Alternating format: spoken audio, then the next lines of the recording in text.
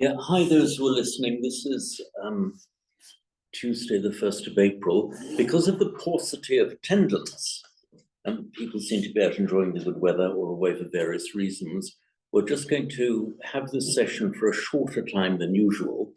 And by common consent of all three persons here, including me, we're going to analyze the line Swakato Bhagavata Dhammo.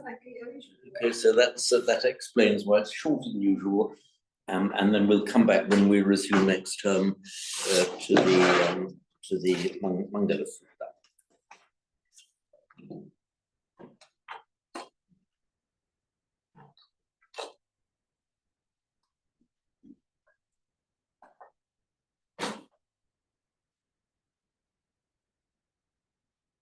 What's Anne gone off to do? She's got to get the chanting books.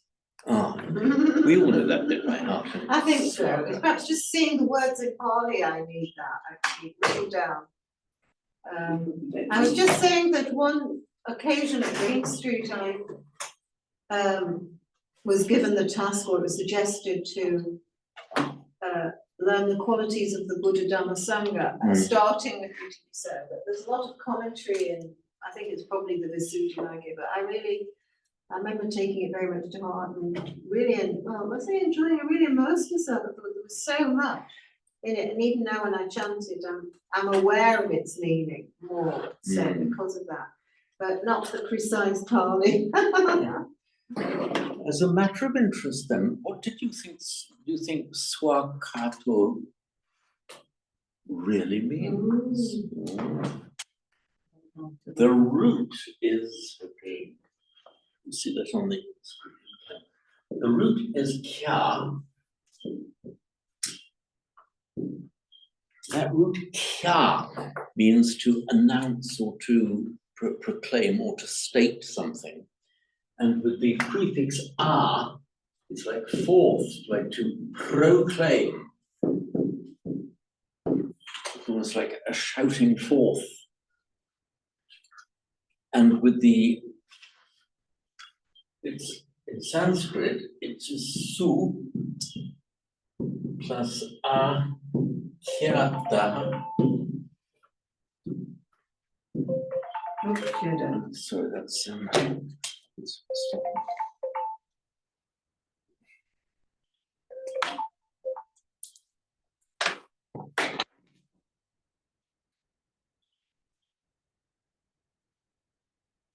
that means well proclaimed, rightfully proclaimed.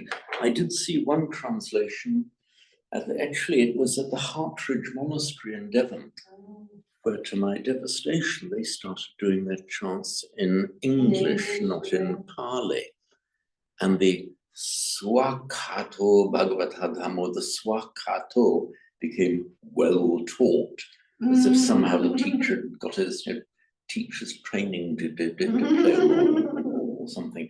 So yeah, I mean, like so many of these things, you can't say that well taught is a wrong translation, but there's just more to it. It's not just done well, but it was wonderful that he did it. Not only done well, but it embraces the meaning of the wonderfulness of it being shouted forth, proclaimed forth. So what does kya mean? Kya, the root kya, that's the idea of making known, proclaiming, stating something. And it's the swakyata then becomes, that is what becomes swakato. Swakato is the standard. And the before it, then it's like going towards something. Forth, yes, towards. It's different to part, isn't it? It's not like somebody used the part as a fourth. The pa, the Sanskrit pra, is more of a motion forth. The r often overlaps with it. It's just doing it at you. It adds a certain dynamic movement to that root. But it will often be translated in the same way as forth. in the sense of the dynamism of it. I would say that there's quite an overlap between the meanings of pra, or Pali pa, and a.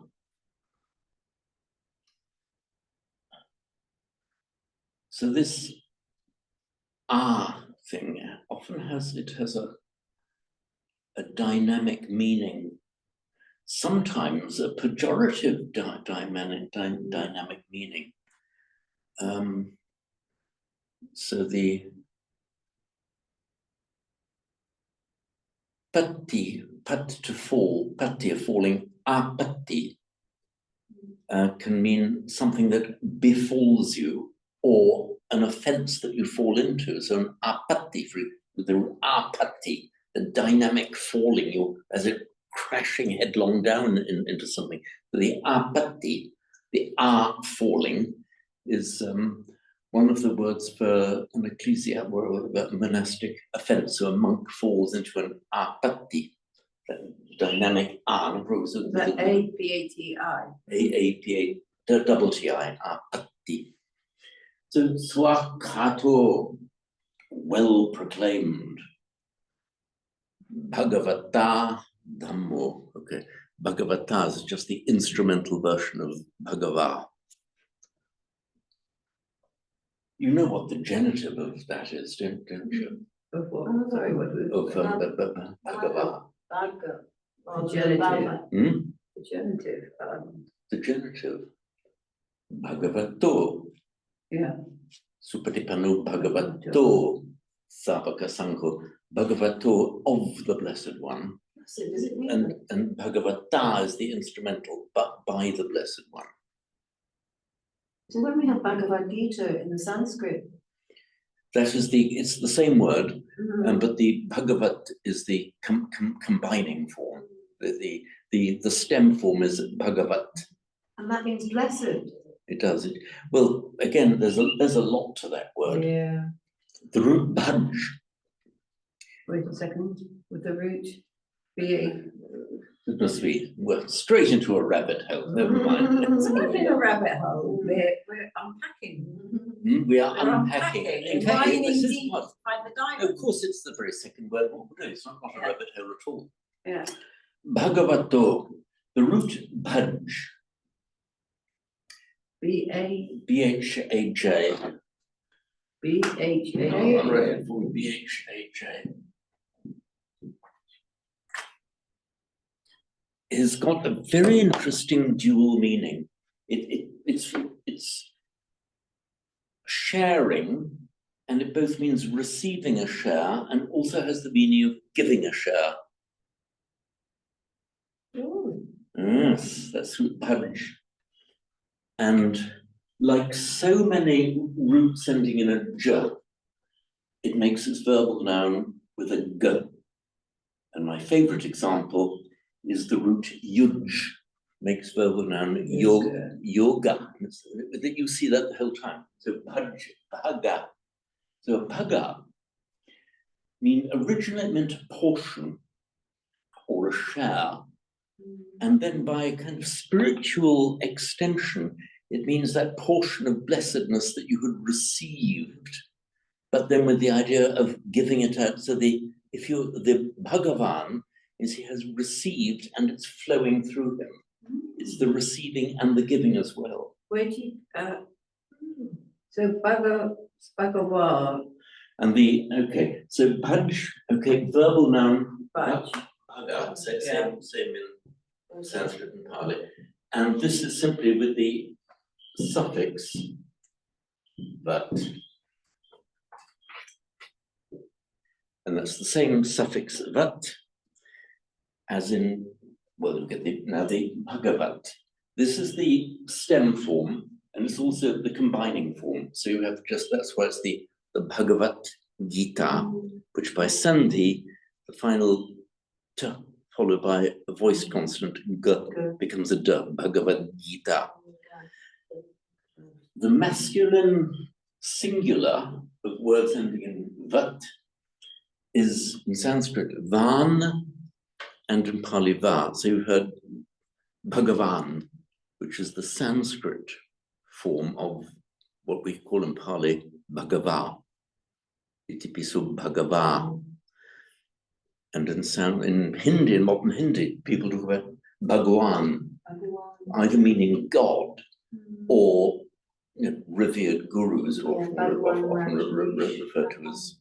In fact, So, sorry, I'm slightly thrown. Is the VAT part of making it into the verbal noun, it makes a possessive adjective out of a noun. So bhaga, now bhagavat means possessed of bhaga. What's that what again? Bhaga Means. So bhaga is this word meaning generally, it's often described as blessing, but the idea is it is a portion, like your lot or your fate, but a blessed fate. So what you have received, and the idea, the portion you've received, it also relates to giving. That's bhaga. That is bhaga. So if you're Bhagavan, it embraces this broad, there's no single word translation of it, embraces the broad idea of having received much and passing on much. As well, the blessing flows through you. So good, because it's like you're a channel.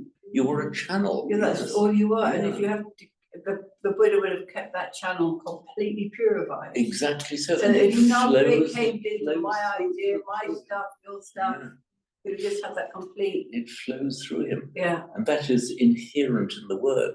But, I mean, that's more than the blessed one, isn't it? Because it's like, when you talk about blessing or the blessing, receiving a blessing, I mean, it's like something you receive and then, as you say, it's something that happens, a blessing, isn't it? Rather than blessed.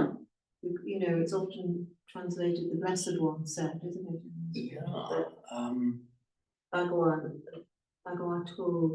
This is just another of the myriad examples that highlight the inadequacy of trying to encapsulate it into a translation in English. And it's going to be, I'm not quite sure whether I'm going to say this as a threat or a promise, but both, that I'm going to carry on saying, stop getting hooked up on translations. I'm trying to make the thing here that we are using English as the medium to explain it, but be very wary of saying that's what it means in English word. So you just have to feel your way into it. So this bhaga is the idea of it's the channel, it's the blessing received and given. So did you? Oh, it's a double meaning. You said barge. Is that right? That's right. Sharing, both receiving and giving. Is that the double meaning of both receiving and giving? It has that double meaning. So the verb is that you're receiving and sharing, and the verb is possessive. So you have that sense of possessing that sharing and receiving. Yeah. In fact, in the verb form in Sanskrit, if it's a transitive parasmaipa, the transitive verb bhajati is giving out, but the intransitive form bhajate means receiving. So with the verb, you can alter the conjugation of the verb to make it receiving or giving. But if you use the word, the noun bhaga, that embraces both meanings, and that's why the adjectival form bhagavat, bhagava in the nominative in Pali embraces both of those meanings. Right, we've already gone beyond, haven't we? Beyond the original. Mull over this a second, because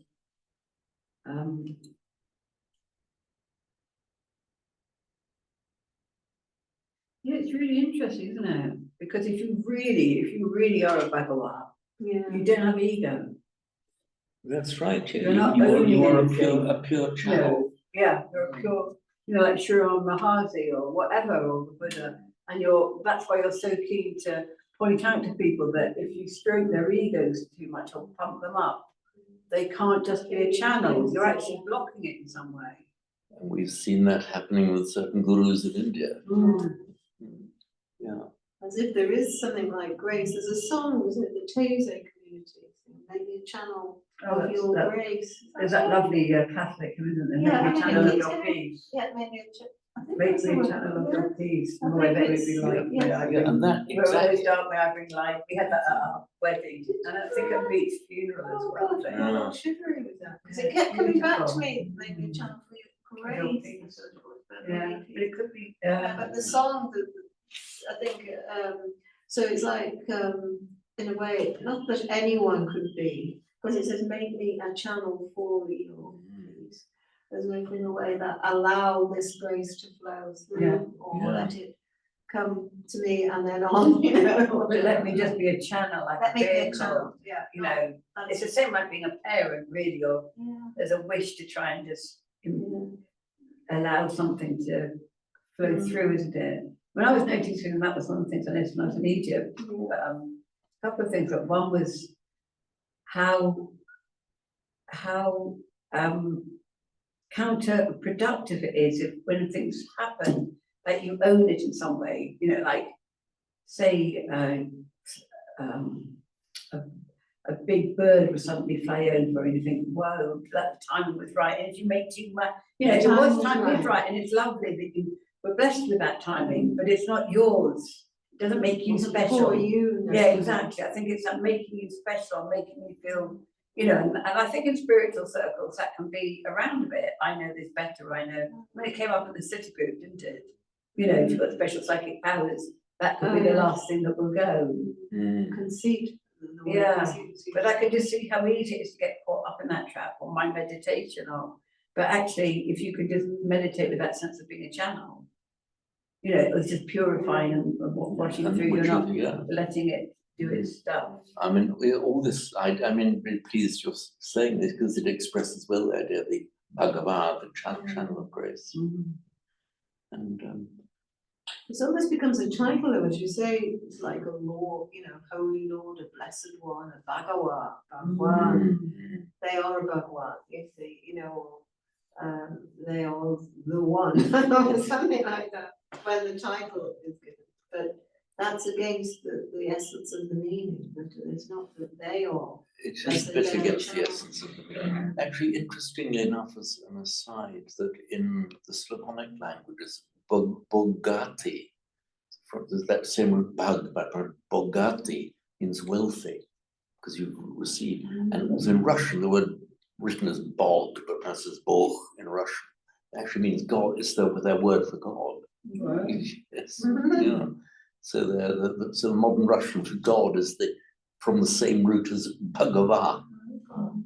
Yeah. It's people trying to work out what it is, isn't it? You know, like the meaning. There's a thing, make up a word to meet the reality you think. I'm getting a bit abstract here, but do you know what I mean? That I'm trying to say that the word comes into existence because there's a need to express something, you see. So, and finding some kind of word that expresses it, so God. Yeah, and if you think of it, you know, the vast majority of the words that we're using are traceable straight back to Proto-Indo-European. So our language, as time has gone on, we've had more and more meanings we're trying to express, but our vocabulary has not expanded to meet it. Because you have quite a difficulty, well, as you say, exactly in what I don't know, you call it Western culture or whatever, because if people say, do you believe in God, you know, and the immediate assumption that it is a personal being or father figure, and that's what you believe in. It's a being, and it's got sort of human character. It's a kind of general. Whereas in that sense, I mean, then you can qualify it and say, well, I believe in God, but like Jung said, I know God exists is the mighty activity of my soul. Sort of thing. I don't believe in God, but I know God exists as that. But then, if the word seems to limit it, whereas we have a variety of words in Pali and Sanskrit for, well, you know, there's devas, there's brahmas, there's names, there's sounds, there's all sorts of We've things. probably got more in Pali and Sanskrit, the Paramatma, Brahma. Incidentally, Brahma, you know the word Brahma, it exists in a neuter form and in a masculine form. in the neuter form, it is the ultimate undifferentiated Brahma. But in the masculine form, it's one of the Trinity, Brahma. Yeah, that's what I was thinking of when you said it. Yeah. Anyway, nice digression. But it So- leads to, the word can lead to It can Yes. lead, it can on and on, and we could spend a long time. understanding. So far we've got well Proclaim. rightfully proclaimed in a dynamic way. So, Swakato, well proclaimed, rightly and well proclaimed by the, what the word, but Bhagavata, by the blessed one is the Dhammo. Don't go to Dhamma at the moment. But Sandipiko. Does anyone recognize any part of Sandipiko? Santi, Hmm? Santi. No, that is Ditti, as in Samaditi. The Ditti is a seeing. Right seeing is Samaditi. often called. This is Sanditiko. Is that Means, not means like visible, hearing? I know it's like called- visible right now. Means it's not just you, not just captured into like fully seen. Sanditiko is like fully visible to you right now. Sandit. So Ditti is the root English to see. I write in a seeing is I write it in Sanskrit and Pali. So drishti means seeing, and by extension a view in the sense of the view of meaning of opinion or way of seeing things. And that's the same word that we have in Pali is ditti. So samaditi, right view, right seeing, right understanding. Now, a sandikti, with this prefix sam in front of us, means that you're able to encompass it all just by looking, not a little glimpse of it or a partial.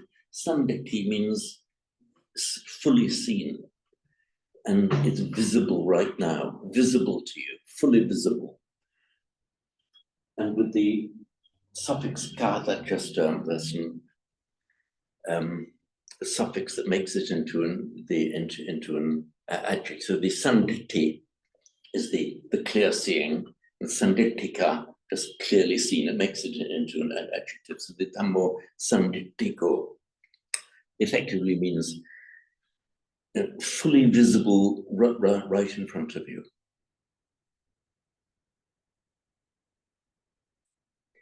Is that sam then without? It and is- it's it like is- adjusted to sand. It's the So sound. it's completely a sense of completeness with it. It's the some sense of completeness, and you can write it with the prefix some. We'll follow by the, you can also write it with an you can write sandiptico with an N or with a subdotted M. Both are equally acceptable as forms of writing, but it'll be pronounced as an N because following the sandiptico.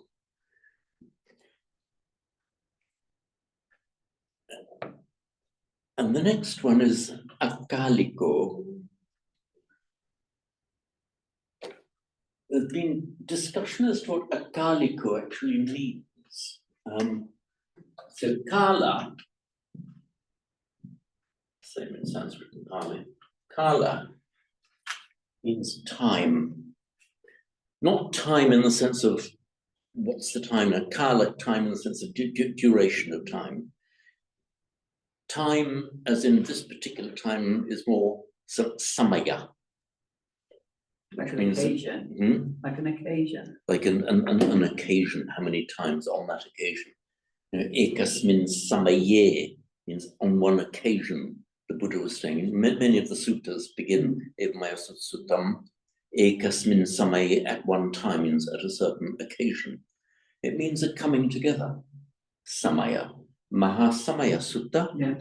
the great assembly. So the Samaya means a coming together, like a conjoncture in French, a junction, a juncture. We talk about at that juncture, something happened on that moment in time. But this kala is time in the sense of extension of time. So with the A in front this time, Now, sorry? We've got Akali. We have. We build up this word. So Kala means time. Let us put the a in front of it and make it into an adjective. Akala to akalika. Now, that looks on the face of it as if it means timeless. And it's often been translated as timeless. But it's actually got two meanings, both of which could exist at the same time. So it can mean timeless in the sense that, you know, not affected by time, the same as it always has been, the same as it always will be, a timeless truth in that sense. And the word akalika can certainly have that meaning. But it equally has another very interesting meaning, which is you don't have to wait to see the truth or the benefit of it. In other words, it's unlike the teachings whereby behave yourself now and you'll go to heaven when you die, or you will understand it at some later stage. You will see all this clearly after you're dead and you've gone to heaven, and maybe even more clearly after you're dead and you've gone to hell. But so in other words, he's saying it's akalika. You don't have to wait to understand it. It's understandable right now, and you've got the second sutta of the Digha Nikaya. Remember when King Ajatasattu was saying, please tell me what are the benefits, what are the immediately visible benefits of being, it's the Samanyapala Sutta, the sutta on the benefits of being a samana. And the Buddha is stressing there that very akaliko point. He's saying these are the immediate benefits. If you start behaving in this way, these are the immediate benefits that you see. Because Ajatasattu was saying, oh, I get these Brahmins and recluses who are telling me this and that, but nobody's actually saying, what's the immediate benefit of doing it now? He was a rather worldly, administration-minded and wealth-minded guy and said, what's my benefit right now? What's the cash in hand? So that was the akaliko sense that the Buddha was saying, these are the immediately seen benefits. So that's why akaliko can both mean timeless in our traditional sense, and you don't have to wait to see the benefit of it. You're going to see immediate results. Results. Well, these words are coming out just to look at all the various aspects of it. I'm seeing results in the sense that Ajatasattu said, you know, what am I going to get an immediate result out of this? Or am I going to have to wait until I'm dead? So that comes out of the is it? Yeah, so the akalika, the means non. It's the negating prefix, the same as we have in Greek. The negating prefix, if you're apolitical, for example, amoral, agnostic, gnostic, knowing, it's the same has come into the Latin im there is the same as the Greek a and am. Incidentally, our English prefix is the same as that as well. It's from us. It exactly means or non. So really, timeless, immediate is the opposite to timeless, isn't it? In a way.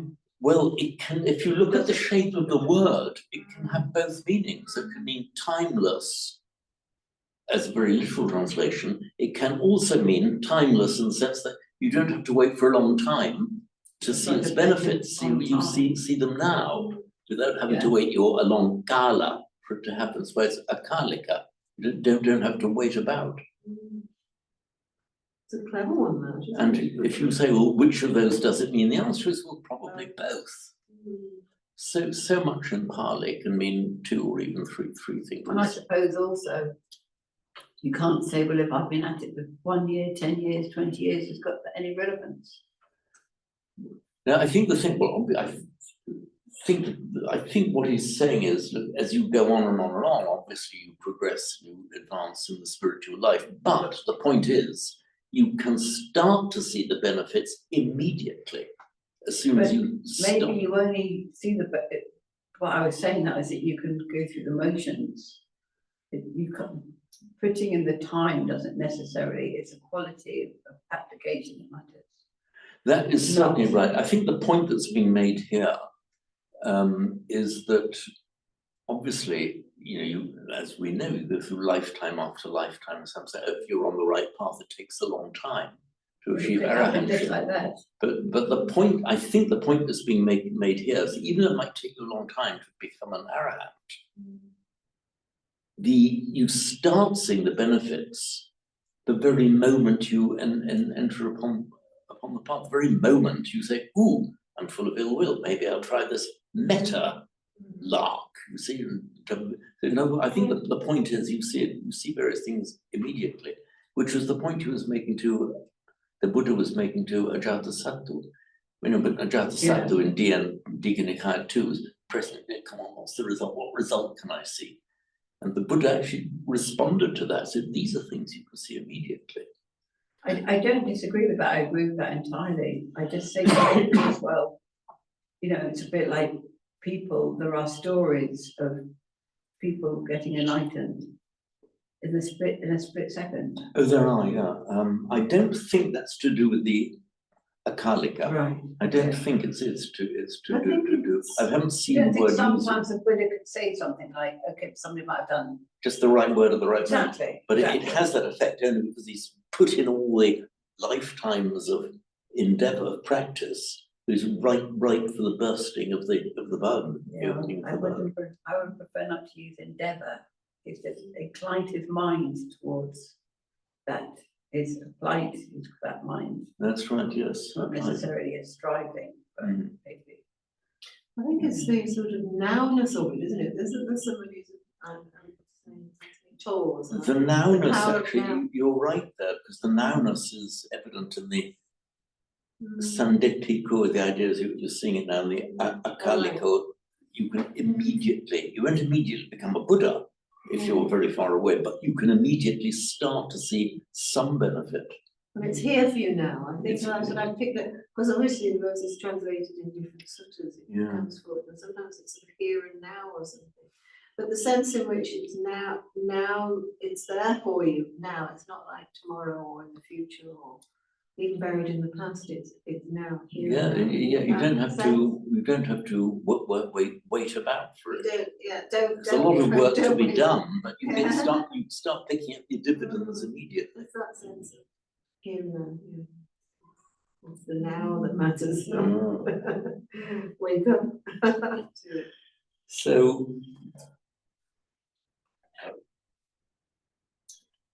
Kaliko ehi passiko. You know what ehi passiko? Do you know? To see, passing, ehi, come and see. Exactly right. So ehi is just the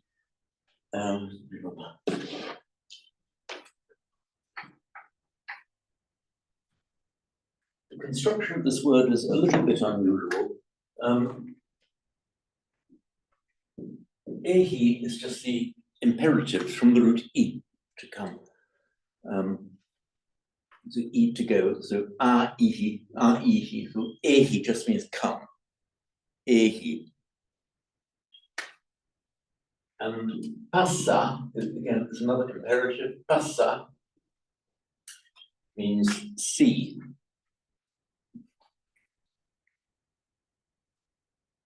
So ehi passiko.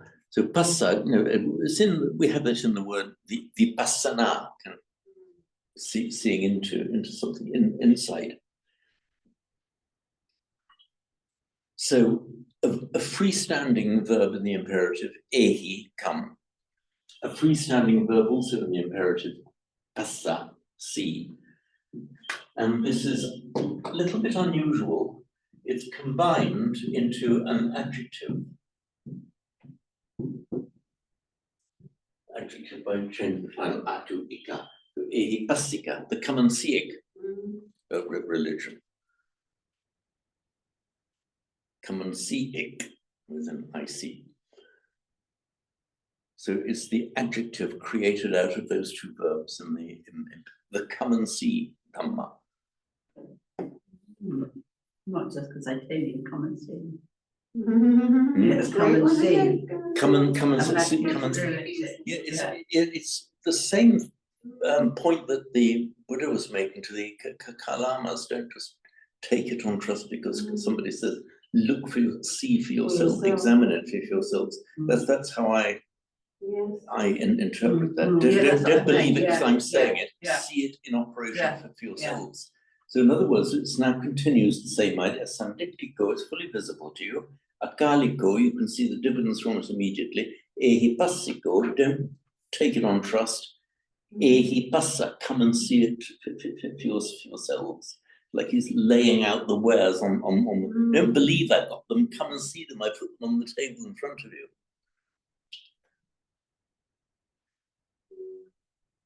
It's not hidden or esoteric or only known by the priests or only kept secret for everybody.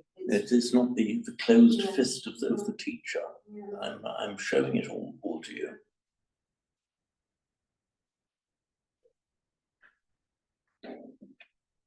Upanayiko is often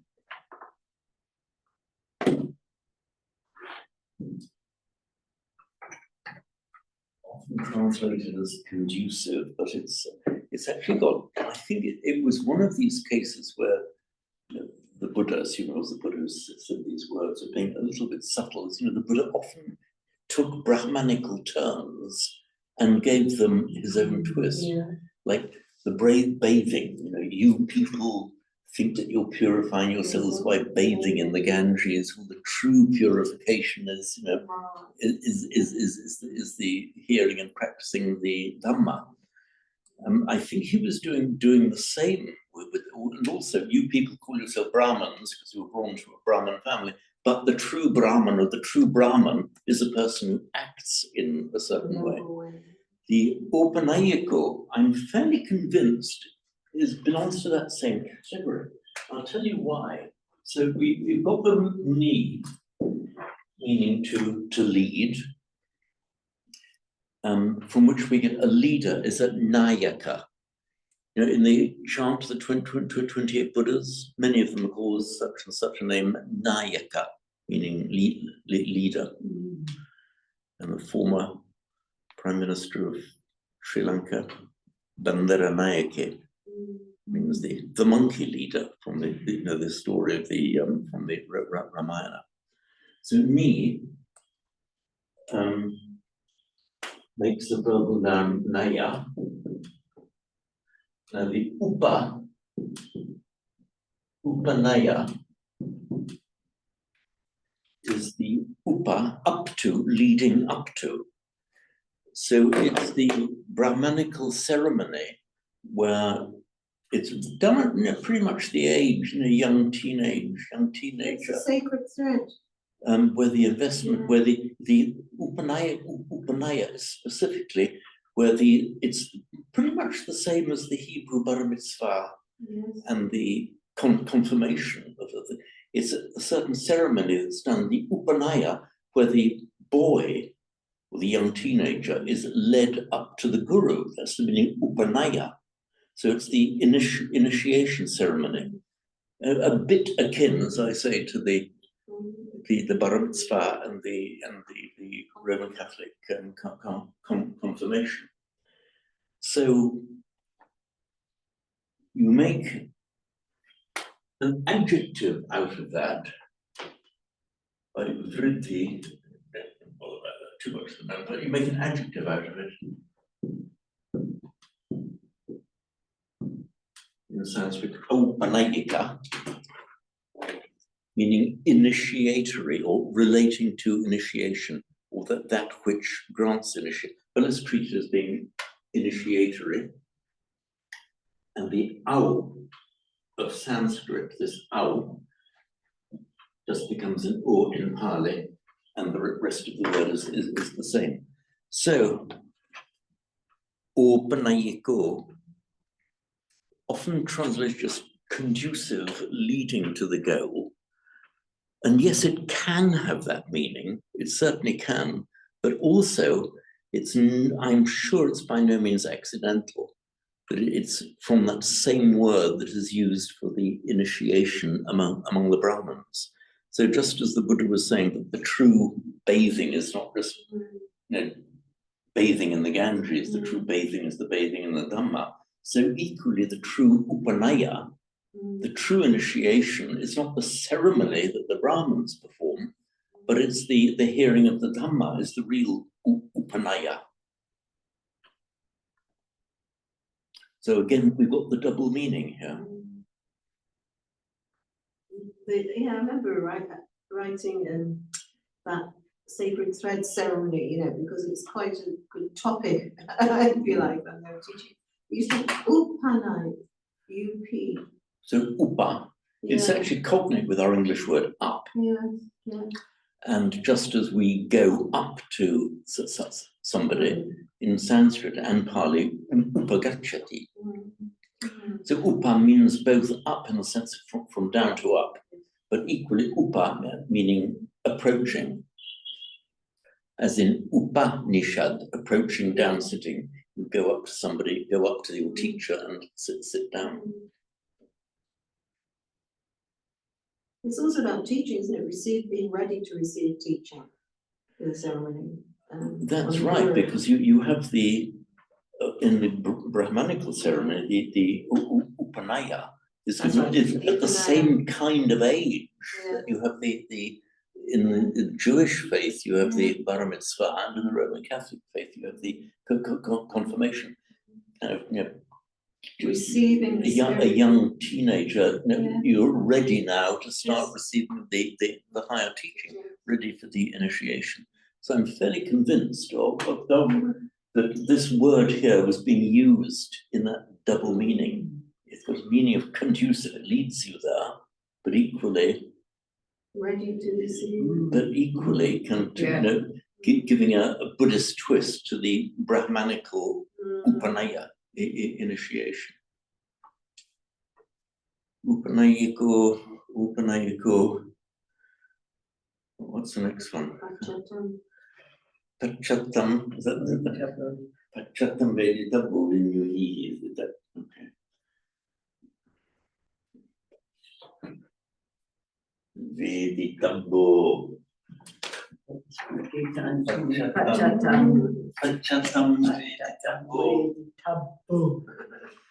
In Sanskrit, pratyatman veditavya.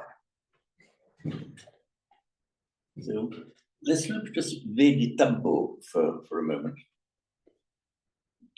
It's from our root vid.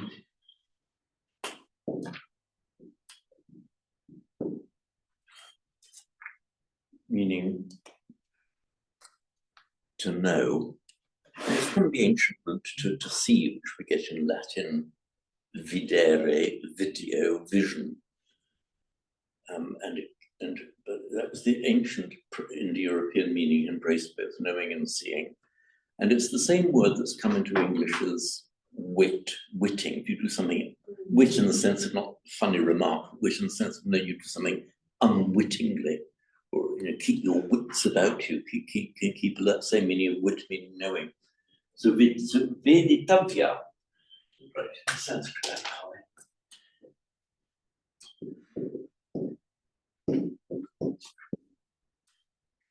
So veditavya in Pali it's exactly the same, except that the vya becomes a double V. So veditavya means to be known, needing to be known.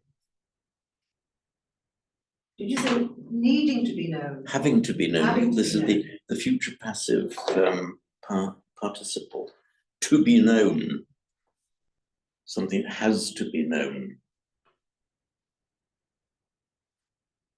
Pachatam.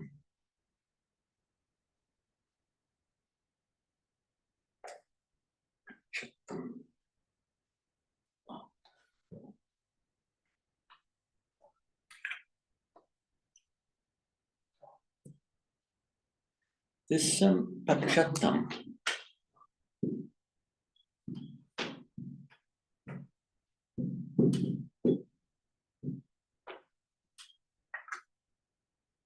It's one of those cases where you really need to analyze the word back into Sanskrit to see what it's actually saying. So, prati.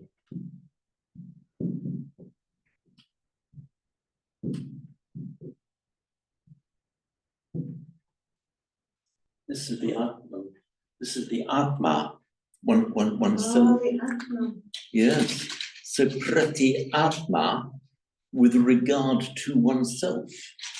In other words, to know it, not because you've heard it from another, but your own directly for yourself. Prati Atman. All right, self in that sense. Yes. Okay, So it's the same atta as anatta, not non-self, but it's the self word self here is being used in its ordinary colloquial everyday sense. Something you've got to know for yourselves. Pachattam. So the pacha. It's prati atmam. What's prati? What's prati? Prati. That's the it becomes pacha. Prati. Okay, so prati becomes pati in Pali. All right, Right. so all knowing. So no, this is pati meaning with regard to or Right. counter reciprocity or with regard to. So this is prati atmam for yourselves, with regard to yourselves.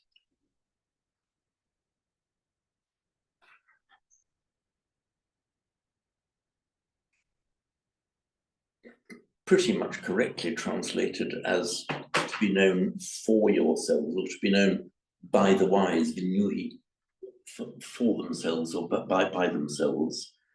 But it's got a slightly deeper meaning. It's with regard to yourself, as against yourselves, seeing it for yourselves.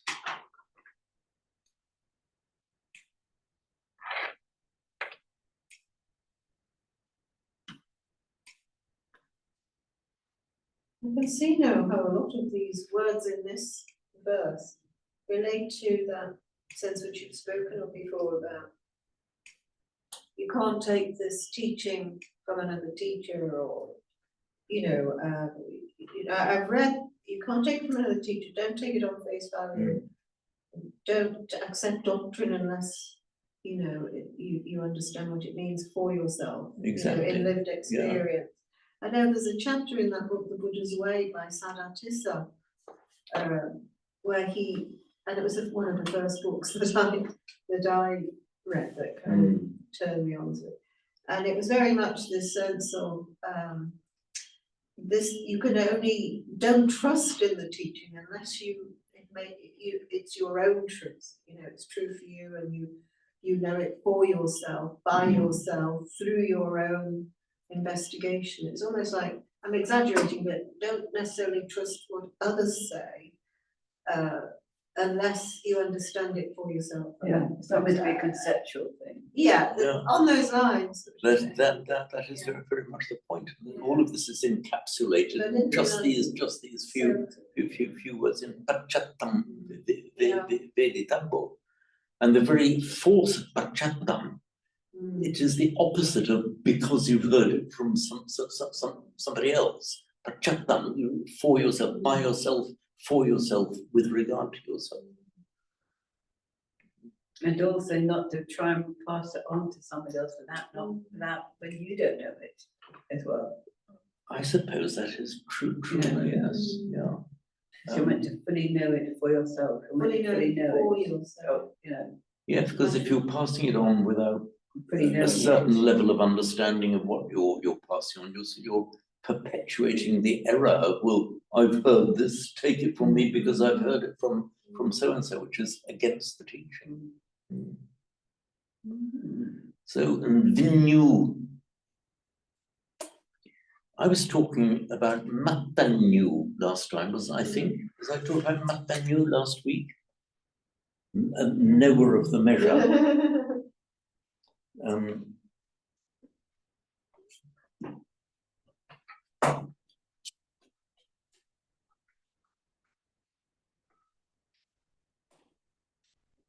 So this is from our lovely root Nya,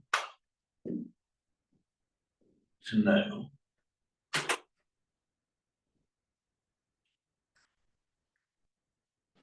And that's the one that becomes in Pali just nya, but with a vowel preceding it, doubles in nya.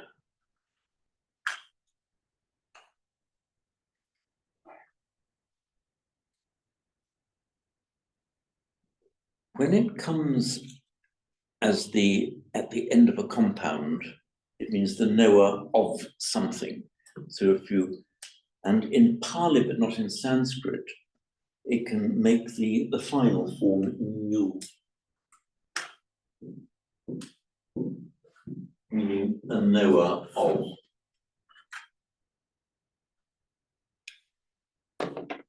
So we have matta, meaning a measure.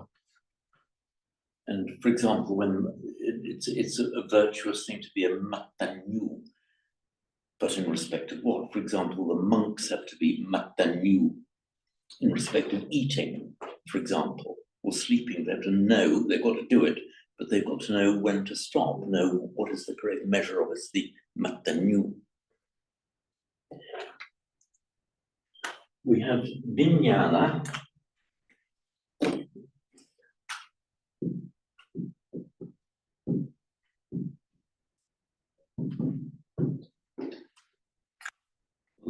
Vijnana generally, it has the meaning of consciousness, but can also have the meaning of somebody who is wise.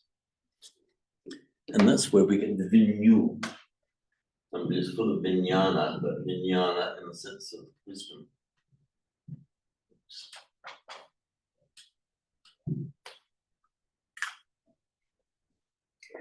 Unfortunately, the word panyu seems not to exist. I'd have preferred to see panyu rather than vinyu, but there it is. We've got vinyu, which here has the same meaning as somebody having panya.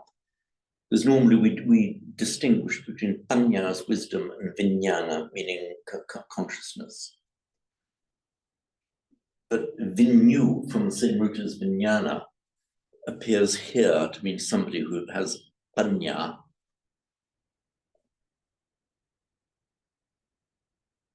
It's just a slight bit of inconsistency in Pali, in the vocabulary that's being used. I think we all interpret vinyuhi. Vinyuhi means by those who know, by those who have some wisdom.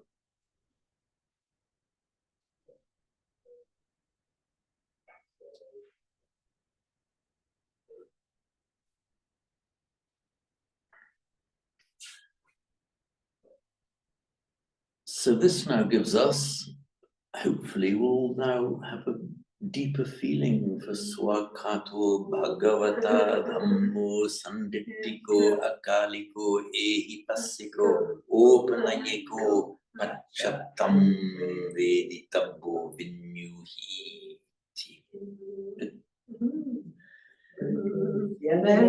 Vinyuhi, by the way, is the instrumental plural, that ending in he. Vinyuhi, by the wise. So Veditabbo, to be known, to be understood. Vinyuhi, by the wise.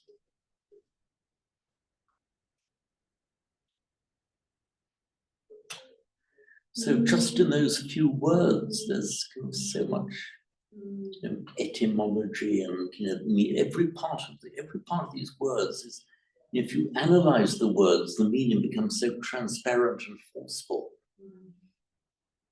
It is quite strong or passionate somehow, or urgent, insignificant. Makes me think of that issue about following a teacher, and also trusting in your own, what would you say, your own response, if you like. We've talked about know for yourself, see for yourself here and now. It's there for you, if you like. And it's known by the wise, because that's referred to there as well. But it is very much dependent on yourself rather than. That's right. So that's why it says to be known. In other words, there's an act of getting to know it that has got to be done. In other words, saying there's the veditamba, because not it is nobody. The very form of the verb is something to be done, suggests that there's this A volitional And act, a bit of an effort of the will that's got to be put into knowing it Yeah. for yourself. And that's what we take refuge in. Yeah, that's We what I was take, we make with that intention to do it, to make it known, you know, that's what when we're saying that, when we're saying. That's right, it's the We are- making that we are intention to making- get That's that volition, yeah. doing things. We're assuming, we're making that intention that by following the Dhamma, by really engaging and getting to know that that's what is our refuge, not just Trusting in reading it, it or. you know, trusting in it. You can't understand everything, you know, or know everything, you know. It's like some things have to be taken on trust. So, yeah. Actually, that's other the things interesting point. you It's really need to it's know, the yeah, relationship between Achattam Veditambo, you got to know it for yourself, and the Saddha, often translated as faith. But I'm sure it's not meant as faith in the Roman Catholic sense. You've got to believe that. If you don't believe that, you go to hell. It's from Saddha in the sense of confidence, which is built up bit by bit. So look, try this out. Is it working for you? Oh, yeah, okay. That gives you a bit of confidence. Now take the next step. Is that working? Is your life better? Oh yes. Now do you have confidence to give a bit of time and energy to the next? Oh yes, I do. And it's confidence that's actually built on a solid base of having got rather than lock, stock and barrel, you've got to accept everything that you're taught by the Jesuits.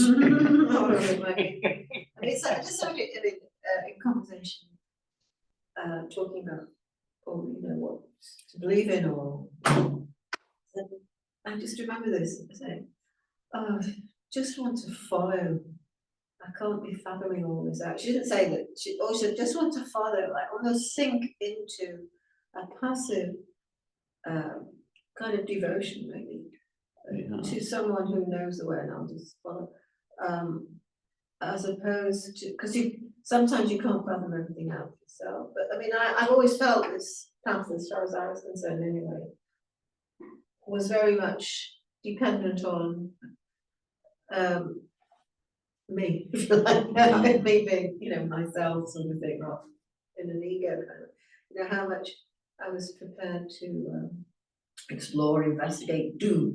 You know, have the experience of practice, do the thinking related to own experience, rather than just sort of submit to a guru or whatever.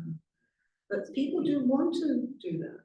There's something in human nature that it has an appeal. It has an appeal, and it has I mean, to a certain extent, maybe a bit about it, not too much. It has an appeal to kind of lazy slope and to kind of go back to the womb to be fully enveloped in that responsibility. I mean, I would recognize something of that temptation. I recognize there is the temptation, and as Roman Catholics, we can see You're totally we can see how it was very tempting indeed.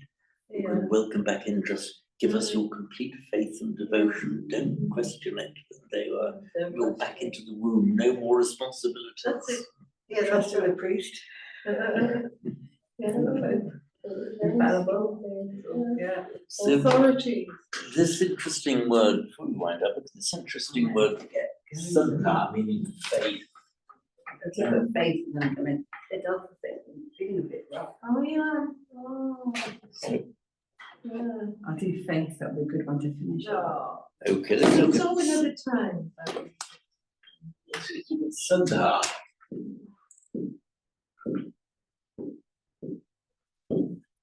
Now, in Sanskrit, it is shraddha. Oh, isn't that referred to rituals to turn to the dead?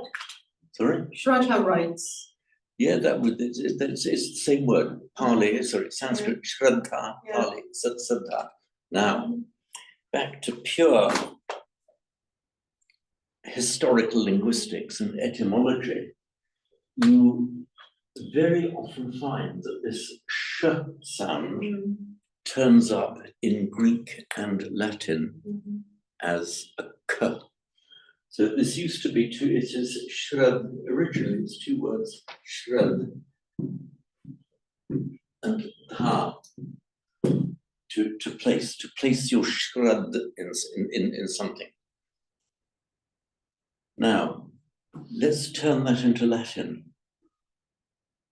Shrad becomes